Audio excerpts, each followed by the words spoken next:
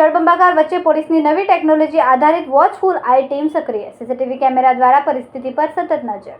છેલ્લા 2 દિવસથી મેઘરાજાના અનરાધાર વરસાદના કારણે સુરત શહેર જળબંબાકાર બન્યું છે। રસ્તાઓ પર પાણી ભરાયા છે અને નીચાણવાળા વિસ્તારોમાં ઘરોમાં પાણી ઘૂસી ગયા છે। આ વિકટ પરિસ્થિતિ વચ્ચે સુરત પોલીસે આધુનિક ટેકનોલોજીનો મહત્તમ ઉપયોગ કરીને નાગરિકોને મદદ કરવા માટે કમર કસી છે। સુરત પોલીસ કમિશનર ઓફિસના સીસીટીવી કંટ્રોલ રૂમમાં એક વિશેષ વોચફુલ આઈ ટીમ બનાવવામાં આવી છે, જે શહેરભરમાં લાગેલા હજારો સીસીટીવી કેમેરા દ્વારા પરિસ્થિતિ પર સતત નજર રાખી રહી છે। સુરત પોલીસ આ આફતના સમયે માત્ર પરંપરાગત બચાવ અને રાહત કામગીરી પૂરતી સીમિત નથી રહી, પરંતુ તેમણે આધુનિક ટેકનોલોજીનો મહત્તમ ઉપયોગ કરવાનું શરૂ કર્યું છે। આગામી દિવસોમાં પણ ભારે વરસાદની આગાહીના પગલે પોલીસે આ અનોખી અને અત્યાધુનિક પહેલ કરી છે।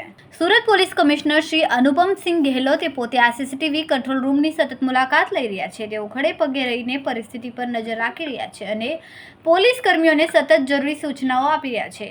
આ દર્શાવે છે કે સુરત પોલીસ આ કુદરતી આફતમાં નાગરિકોની સુરક્ષા અને સહાય માટે કેટલી પ્રતિબદ્ધ છે। કમિશનરે શહેરની જનતાને પણ અપીલ કરી છે કે જો તેમના વિસ્તારમાં વરસાદી પાણી ભરાઈ ગયા હોય તો તેઓ વરસાદમાં ક્યાંક ફસાઈ જાય તો ગભરાયા વિના તાત્કાલિક 100 નંબર પર કોલ કરે અથવા તો તેમને નજીકના પોલીસ સ્ટેશનનો સંપર્ક કરે, જેથી પોલીસ આવીને તાત્કાલિક જરૂરી મદદ પૂરી પાડી શકે છે। છેલ્લા 2 દિવસથી સુરત શહેરમાં ખૂબ જોરોથી બારિશ થઈ, જેના લીધે જો નીચાણવાળા વિસ્તારમાં પાણી ભરાવાની સમસ્યા આવી જોઈએ।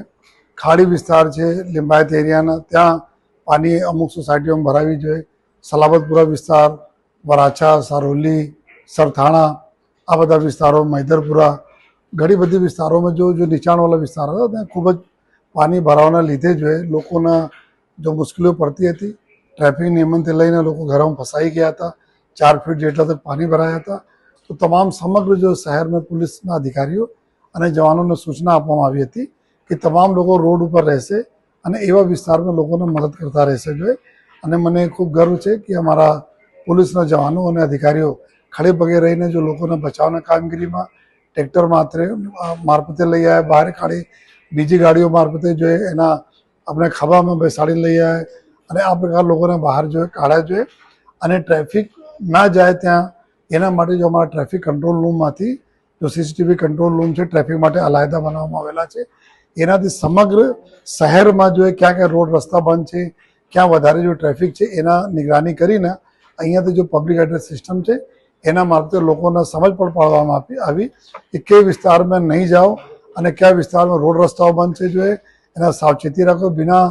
બિનજરૂરી કામથી કોઈ ઘરોમાંથી બહાર નહીં નીકળો।